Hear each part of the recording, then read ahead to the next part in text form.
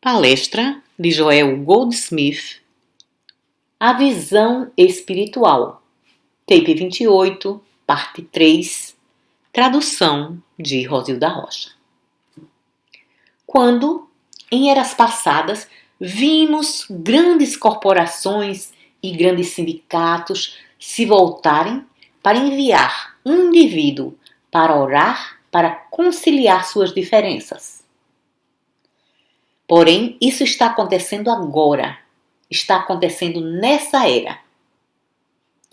Quando tivemos políticos ou estadistas se voltando seriamente para pedir direção espiritual em suas campanhas ou no cumprimento de seus ofícios. Temos tido exemplos fantásticos, como Lincoln. Não Deus ao meu lado, mas eu ao lado de Deus. Sim, temos tido indivíduos.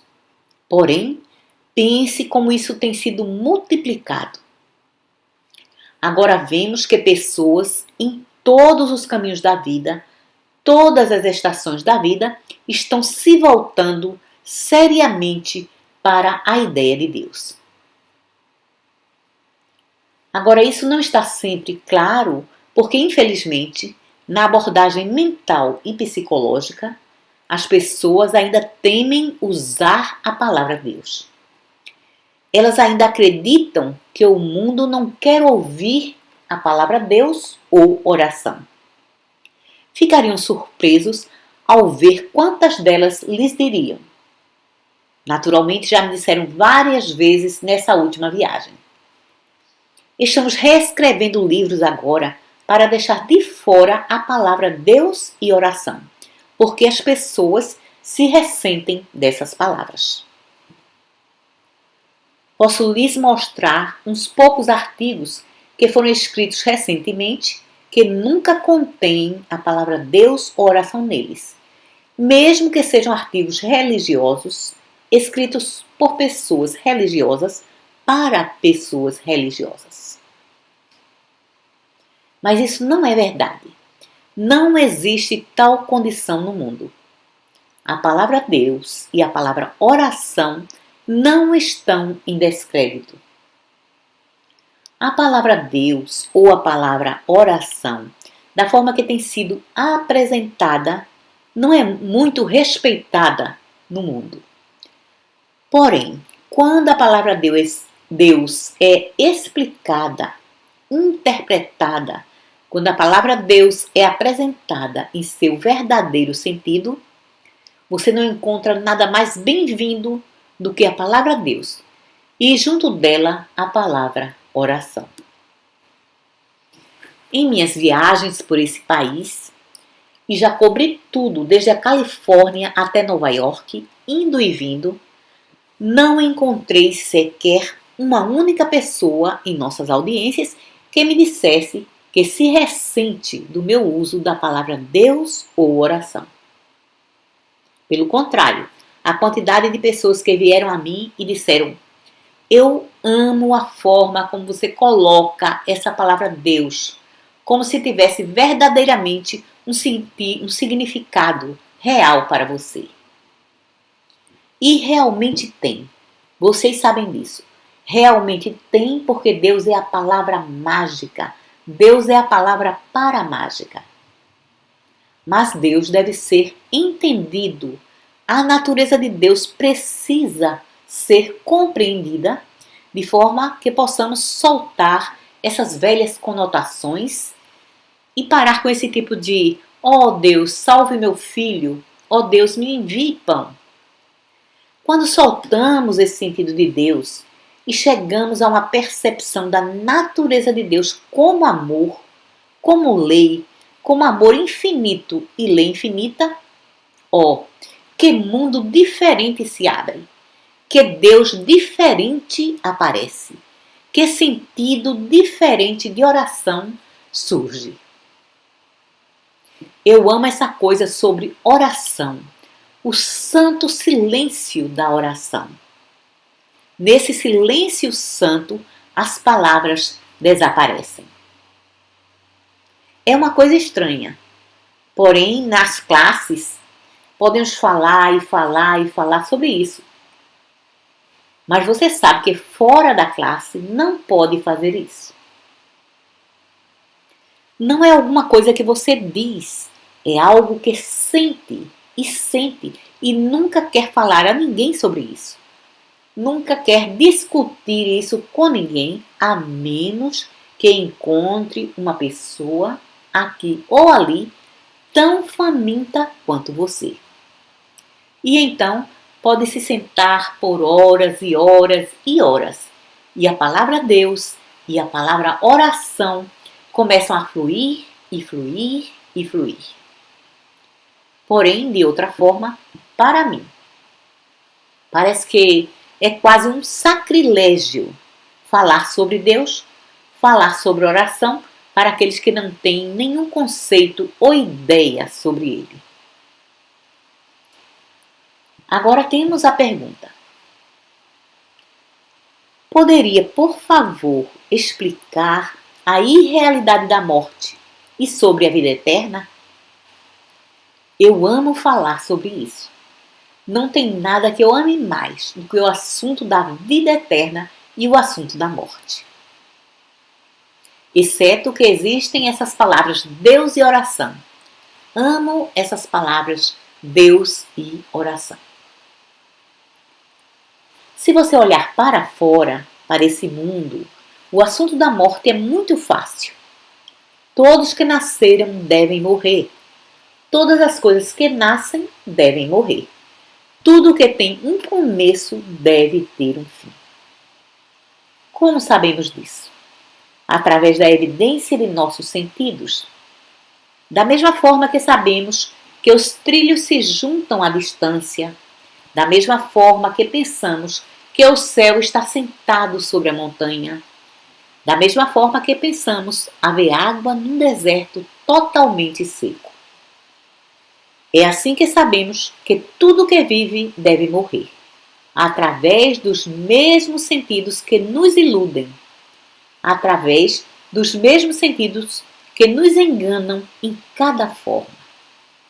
Os mesmos sentidos que nos fazem confiar, colocar a nossa fé em príncipes, que nos fazem considerar o homem cuja respiração está no nariz. Esses 5 sentidos físicos testificam de um começo e de um fim. Eles testificam do nascimento e da morte. E se pode confiar neles de uma forma, pode fazer sua mente acreditar em todas as formas. À medida em que viveu bastante para ter uns poucos cabelos brancos, descobre que não pode acreditar nos 5 sentidos físicos. E assim agora surge a ideia. Como então você aborda o assunto da vida e a compreensão da morte? E a resposta é essa. Você começa com a palavra Deus. E desde que as letras D, E, U, S, nelas e por elas mesmas, não vão lhe trazer o desdobramento espiritual, você se volta para um dos sinônimos para Deus que se adeque à situação. E vai descobrir que um sinônimo muito usado para Deus é vida. Deus é vida. Agora, quando esse Deus começa?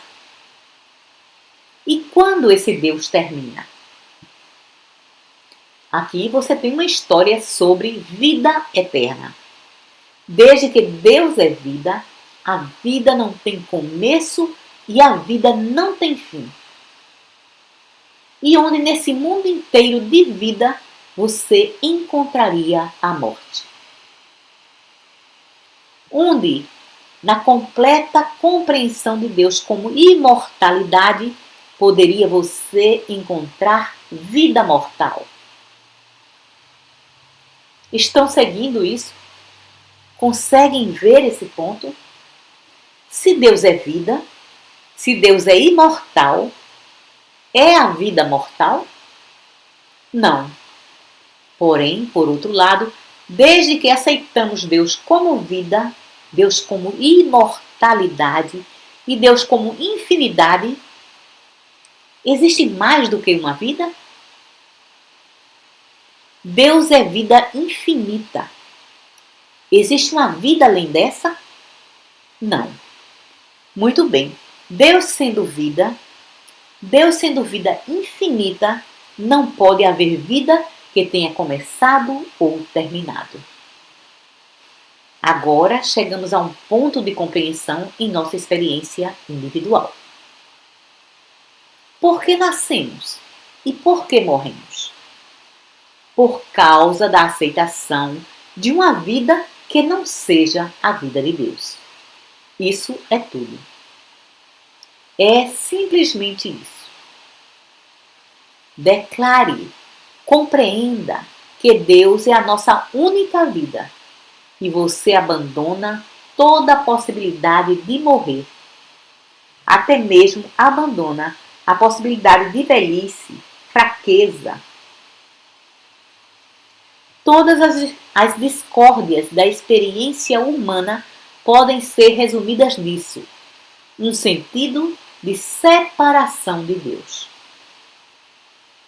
Não importa se é falta financeira, falta de moral, falta física, falta mental, tudo isso é resumido num sentido de separação de Deus. A compreensão de Deus como a sua vida revela imortalidade, eternidade, infinidade. Da mesma forma que qualquer sentido de fraqueza mental, perda de memória, perda de sanidade, perda de inteligência, tudo isso é baseado em quê? Numa mente separada de Deus, num sentido de separação da mente de Deus. Agora, se você aceitar Deus como mente, você aceita apenas uma mente, e essa mente é a mente individual. Isso é tudo. É simples assim. Se Deus é mente, a inteligência é infinita. De quem é essa inteligência? A inteligência é dessa mente, que é a mente do indivíduo. Agora, podemos pegar 20 sinônimos. Subir e descer a ladeira. Alma, espírito, substância, atividade.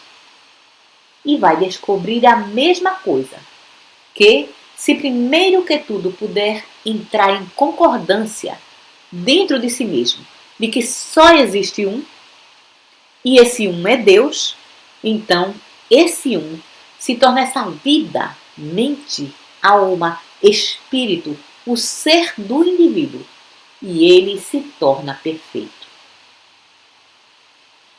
Agora, essa mesma regra se aplica ao trabalhar os relacionamentos humanos. E qualquer pessoa pode trabalhar pelo menos 90% ou mais dos relacionamentos humanos harmoniosos na compreensão de Deus como a vida, a mente, a alma, o espírito de cada indivíduo que encontramos. De cada indivíduo que encontramos. Recebi uma linda carta ontem de uma professora primária do Meio Oeste.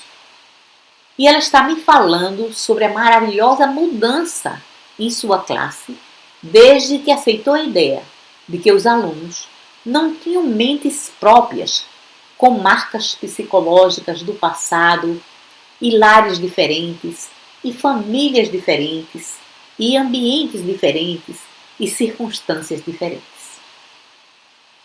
Assim, em lugar de tratá-los dessa forma, essa professora começou a tratá-los como sendo uma só mente. E foi realmente uma linda carta falando sobre uma completa mudança sobre os acontecimentos naquela sala. E assim é conosco em nossos negócios, nesse trabalho, em qualquer trabalho. A compreensão de que existe somente uma mente, de que não estamos lidando com pessoas com histórias diferentes, de ambientes diferentes, é importante. Isso foi muito notado. Era mais notado na música, alguns anos atrás, do que agora. Mas ainda temos até uma certa extensão. Quando nossas classes começaram, a primeira noite era sempre uma tortura. Havia sempre aqui alguém da ciência cristã e alguns estudantes da Igreja da Unidade e estudantes do Novo Pensamento, e todos sentados, trazendo suas paredes mentais. Uns ficavam imaginando o que eu estava dizendo. Se iria jogar tijolos na senhora Ed ou na senhora Fillmore, e estavam todos prontos para cair em cima de mim se fizesse isso. E aqui estava eu sentado, tentando partilhar uma pequena história que aprendi sobre Deus. E normalmente, na segunda noite, tudo isso ia se acalmando, e na terceira noite tínhamos uma classe muito pacífica. E lá pela quarta classe éramos todos uma só mente. Agora, temos sido capazes de eliminar essas 4 primeiras noites, porque isso não mais acontece. A única coisa que acontece agora é durante os 10 primeiros minutos da primeira noite, quando há um pequeno ajustamento até que estejamos na mesma sintonia. E após isso, somos realmente uma família de bons amigos. Bem, se torna necessário realizar constantemente que não existem pessoas sentadas aqui fora com diferentes histórias, pensamentos diferentes, crenças diferentes, com uma fé diferente. Que de fato, nem mesmo existe uma pessoa aqui em cima com uma convicção. Tudo o que existe é um grupo de pessoas aqui em e com uma só mente. Existe somente uma mente aparecendo aqui como cada um de nós. E nós estamos todos ouvindo essa mente única. Estamos todos recebendo dessa mente única.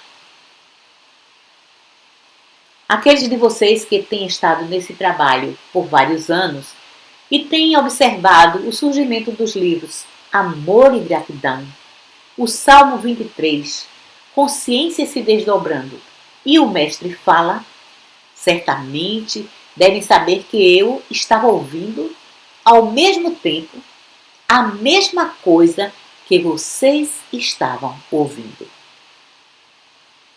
Certamente sabem que nada disso foi feito antes que chegasse e me sentasse nessa cadeira aqui na plataforma.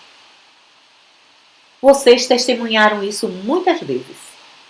Sabem que não teríamos todas essas coisas em forma manuscrita se não fossem essas máquinas que as gravam à medida em que surgem. Então, estamos todos aqui com um só propósito, e esse é chegarmos juntos em Deus e naquilo que é de Deus. Eu estou aqui com esse mesmo propósito. Não estou aqui para lhes dizer alguma coisa que aprendi ontem, apenas para falar sobre seja o que for que se desdobre hoje. E, em muitos casos, estou aprendendo naquele mesmo momento em que vocês estão. Agora, essa é a forma de chegar à harmonia dos negócios e com nossos parceiros comerciais. Comece com a compreensão de que não existe um ser separado, mas um ser só, infinitamente manifesto. Um único ser infinitamente manifesto. Então, vai descobrir que existe uma forma de eliminar a morte. E essa forma é chegar à realização de que somente Deus é vida. E essa vida é a vida do ser individual. Não declare ou acredite que Deus é a única vida e, portanto, eu não estou vivendo. Que eu me ressinto disso. Sim, eu sou vida eterna. Mas esse eu que declara isso, declara como Joel, ou Bill, ou Maria, ou qualquer que seja o seu nome. E assim não estamos anulando a nós mesmos. O que estamos fazendo é perpetuando a nossa identidade. Entretanto, mesmo a identidade de Joel deseja progredir ano após ano, ano após ano. E ainda será Joel daqui a 1000 anos. Todavia, está buscando um desdobramento mais elevado da mesma. Está buscando agora um desdobramento mais elevado do que há 5 ou 10 anos atrás. Mas ainda é Joel. E é o Joel de 50 anos atrás. Ou, não, ele tem apenas 40. Desculpem-me. Consegue seguir isso? Nunca anule sua individualidade ou identidade. Deixe Deus ser sua individualidade. Deixe Deus ser sua identidade. Porém, a identidade individual, desde que Deus nunca repete a si mesmo, nem mesmo em impressões digitais. Então, Deus não repete a si mesmo em suas habilidades ou nas minhas. Essa é a razão porque não existe tal coisa como competição. Não existe tal coisa como competição, não existe tal coisa como professores da verdade demais ou centros da verdade demais. Por quê? Porque nunca houve uma cidade onde fosse suficiente para atender a pelo menos 1% da demanda. E nunca haverá. Desde que o indivíduo saiba que Deus está lhe aparecendo como integridade individual, apresentação individual, harmonia individual. Agora vamos compreender que chega para cada um de nós um período ou um ponto de transição. Se vivermos nossa vida diária, minuto a minuto, seja qual for a forma que nos for apresentado, mantendo sempre a realização de Deus como ser individual, continuaremos a nos desdobrar cada vez mais, sempre alcançando níveis mais elevados de consciência. E um dia seremos removidos dessa cena da atividade. Não seremos empurrados para fora do corpo pela doença. Simplesmente seguiremos em frente gentilmente numa experiência de transição para o próximo desdobramento mais elevado. Não existe provisão na mente divina para que pessoa alguma fique andando na terra para sempre nessa forma. Por quê? Bem, essa forma que você vê não é a forma que está sentada aqui. Isso é nosso conceito do corpo divino. Mas esse conceito do corpo tem mudado a cada poucos anos. Pelos últimos 30, 40 anos, esse conceito de corpo tem mudado, da mesma forma que esse conceito de vida tem mudado, e o conceito de amor tem mudado, e esse conceito de suprimento tem mudado. Assim, esse conceito de corpo tem mudado progressivamente. E continuará a progredir. O conceito progredirá, o corpo não. O corpo é o templo de Deus. Mas você não pode ver esse corpo, exceto em seus momentos mais elevados de meditação. Quando estou em profunda meditação, mais especialmente se tiver um caso muito difícil e for forçado a ir cada vez mais profundamente dentro de meu próprio ser para trazer a cura, então tenho vislumbres da vida espiritual e da forma espiritual. Tenho vislumbres até mesmo da forma por trás da flor. Sempre, desde que entrei nesse trabalho, tenho tido vislumbres do homem espiritual, que é a identidade espiritual. E quanto mais profundamente meu trabalho se desenvolve, mais vejo a natureza espiritual desse universo. Não através de meus olhos. Através dos meus olhos eu ainda vejo homens e mulheres, e árvores, e flores, e oceanos. É verdade que até mesmo o que vejo é muito mais plausível aos meus olhos do que era antes, porque vejo mais os pontos bons e menos os outros. Os outros perderam grande parte de sua realidade. Porém, isso ainda não é testemunhar o real. O real é testemunhado nos vislumbres que a pessoa tem nas profundezas da meditação ou do tratamento, quando testemunhamos a realidade como ela é, e então ficamos satisfeitos com a sua semelhança. E assim, esse corpo, que é nosso corpo real, nós o teremos para sempre. Não o deixaremos em lugar algum. Não será enterrado, não será cremado. Nunca acredite nisso nem por um momento. A única coisa que deixaremos é um conceito do corpo.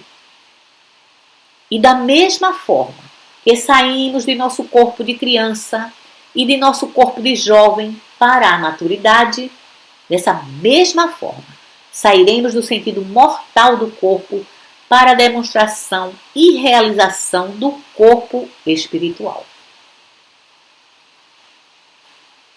E isso podemos fazer, e podemos realmente fazer aqui nesse plano. Não é necessário morrer ou fazer a transição para experienciar isso. Temos experienciado isso aqui e agora. O mestre diz: eu posso dar a minha vida e posso pegá-la novamente. E posso lhes dizer que existem outros que podem entrar e sair do conceito mortal do corpo e da vida quando querem, no momento que querem, aqui e agora. E tudo isso acontece através de alcançar a revelação ou a realização interior do verdadeiro ser. Essa é a primeira coisa. Isso era o que a senhora Ed tinha em mente quando escreveu. Jesus testemunhou o homem perfeito, onde, para os mortais, parecia ver um homem doente, pecador e mortal. Isso não significa que Jesus visualizava um ser humano num corpo perfeito e saudável. Ela queria dizer o que disse, que Jesus, através de sua sabedoria espiritual, através de sua mente espiritual, das faculdades de sua alma, testemunhava o homem como ele realmente é, como foi descrito depois por João, como um templo não feito por mãos, mas eterno nos céus. Agora, todos os escritos de João são uma revelação do mundo invisível. O mundo invisível para a visão humana, não invisível. Acredite-me, o mundo espiritual é um mundo visível, mas é visível somente para a consciência iluminada. Agora, nossa querida senhora Ed também viu isso. Tem uma passagem em Ciência e Saúde onde ela diz: através de que sentido essa visão veio a João? Através de que sentido? Os órgãos que temos para ver e ouvir? Não, não. E então disse: ele viu aquilo que a visão humana não poderia ver, que somente os iluminados poderiam ver. E lhes digo isso: O curador que está fazendo um bom trabalho de cura é aquele que tem visto aquilo que é invisível, ouvido aquilo que é inaudível e conhecido aquilo que não pode ser conhecido. E isso não é uma impossibilidade, mas um fato. Chega um período no desenvolvimento de todo vidente espiritual quando testemunham aquilo que é invisível para a mente humana não iluminada, mas é visível para a consciência humana iluminada. Agora, todos que têm essa abordagem no trabalho de cura espiritual, numa medida ou noutra, tiveram esses vislumbres momentaneamente e depois puderam viver nessa consciência, onde testemunham o universo como ele realmente é. E, desse momento em diante, podem entrar e sair, estar aqui ou estar lá.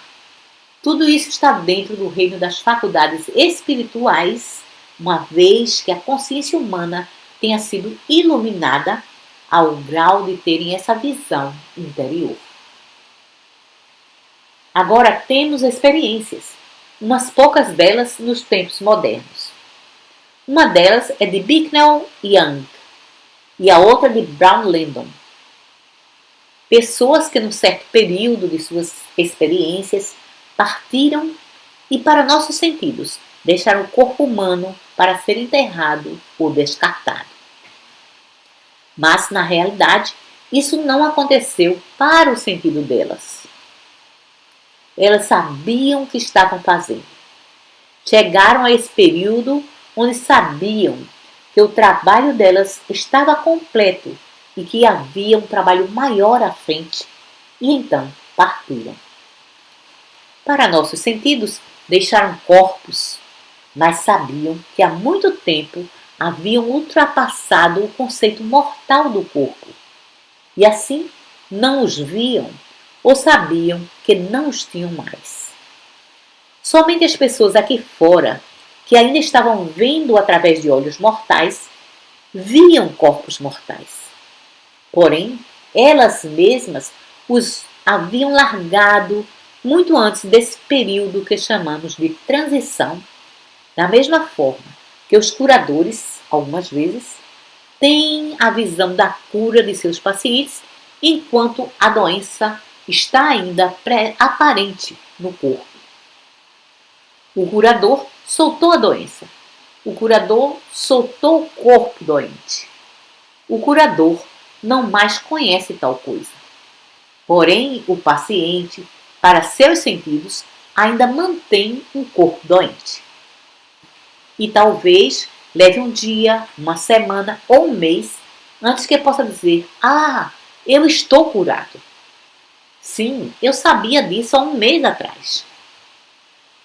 Agora, dessa mesma forma, existem aqueles que estão acima e além dos conceitos mortais do corpo. E você pode conhecê-los através do trabalho de cura que realizam. No grau em que são capazes de ver o verdadeiro ser e o verdadeiro corpo através das aparências, o trabalho de cura que realizam é realmente belo e sem levar um tempo muito demorado. E algumas vezes podem alcançar estados e estágios de consciência onde podem realmente abandonar o conceito do corpo. Não podem fazer isso por você, porque você está olhando para fora através do mesmo sentido mortal com o qual eles anteriormente testemunhavam o corpo mortal deles e o seu.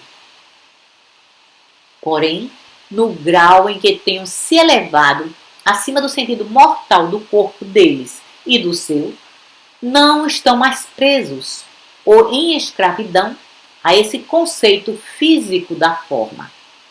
E, ainda assim, o mesmo pode ser deixado ou mantido de acordo com a necessidade do momento. Bem, é muito surpreendente. Pensei que iria falar sobre algo completamente diferente hoje. Então, tenho que guardá-lo para hoje à noite. mas não devemos sair sem uma meditação ou um tratamento. Vocês escolhem por si mesmos se tem alguém precisando de ajuda e gostariam de dar um tratamento, ou se simplesmente gostariam de relaxar e ter uma meditação sobre a realização de Deus, sem deixar nenhum outro pensamento entrar em suas mentes. Aqueles que gostariam de ter apenas a meditação, por favor, lembrem de ter um versículo das Escrituras e então sustentá-lo na mente, de forma que possam ponderar sobre o mesmo, pensar sobre o mesmo, enquanto esperam que Deus revele o próximo desdobramento. Para aqueles que querem dar um tratamento para alguém, imediatamente, nesse exato momento, soltem essa pessoa e sua condição de seu pensamento e se voltem para a palavra de Deus. E por 1 minuto ou 2, compreendam a natureza de Deus, a natureza da oração. E então, simplesmente escutem. Fiquem quietos, escutem até surgir o clique. Vocês o ouvirão. Agora, por enquanto, por algumas semanas, tentem lembrar conscientemente a cada dia essa passagem de Mateus 4, de Jesus chamando os pescadores para largarem as redes, e eles deixando as redes e deixando seus pais. E enquanto trazem isso para sua lembrança consciente, lembrem de que, no caso de vocês em particular, é um chamado para deixar alguma forma de dependência material ou humana.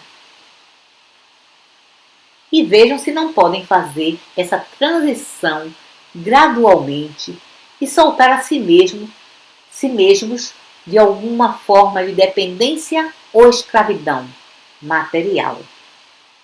Como se tivessem sido chamados a abandonar a confiança em alguma coisa mortal ou material, em alguma pessoa ou circunstância. E desenvolvam dentro de si mesmo essa consciência de que eu estou seguindo a Cristo, de que eu estou confiando no Espírito e não na forma. Muito obrigado e até a noite.